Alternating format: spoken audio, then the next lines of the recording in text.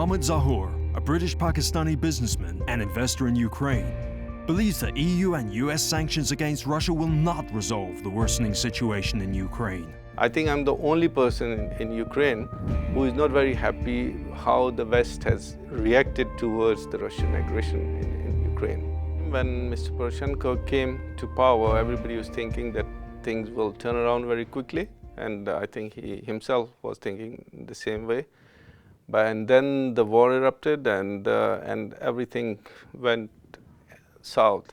So basically, there is no retail business.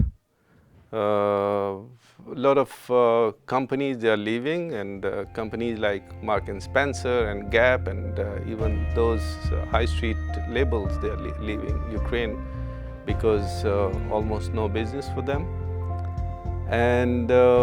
And of course, the expenses on the war, which the Ukrainian government right now is spending, it's making the country on the verge of bankruptcy, and the devaluation of hryvnia, which is more than 50%.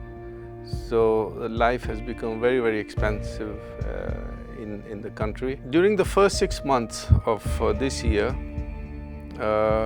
Ukraine has lost business with Russia about $2.9 billion.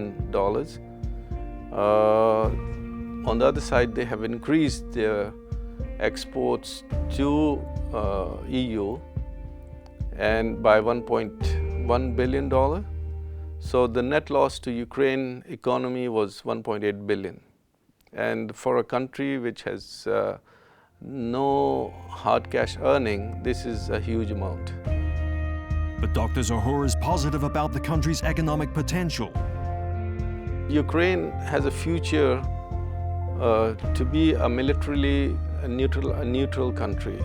So instead of going into NATO, they should choose to be a neutral country, which is not in the NATO bloc, and they are not in the Russian bloc as well.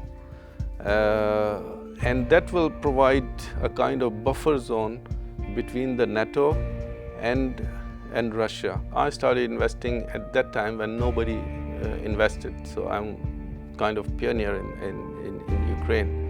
And I have seen good times and I have seen bad times. When I invested a lot of money in year 2000, the people came to me and say, "Oh, you invested a lot, so now you can leave." And I had to fight back actually just to hold on to my assets. And I survived, but a lot of people, they did not survive actually. So whenever you go to emerging market, actually, you are going to risky conditions. Of course, there is a huge return, but then there is a huge risk as well. So there are draconian laws, there are law of jungle, in fact.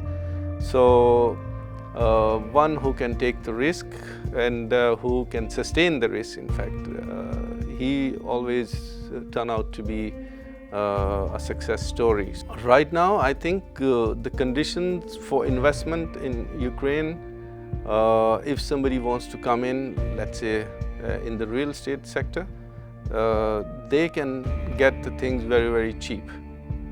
And if he has got the appetite to sit on those assets for a few years, then they can make a ton of money out of it.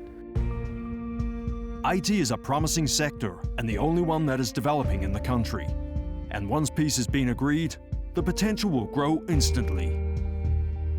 After that, I think it would be an immediate, I think, boost to the Ukrainian economy, because the country, as I told always, that they have very, very learned people, technically skilled, infrastructure-wise very strong. So there is no way actually for Ukraine to lose on economic grounds. The only thing is the government has to provide the support to the investors, which for the last 23 years actually we have been telling them to do this, otherwise there would be no investment. So Mr. Poroshenko has to look into this again, provide some good, he has to start working on the creation of the institutions like judiciary, like the taxes, like customs and all these things, so that a transparent system is created, and of course the cutting of the red tape. And once these things are there, then you are in the middle of Europe, and there are a lot of possibilities, and people who are keeping their money here for 0.5% per annum, they would have a chance to make 10, 15 or 20% a year.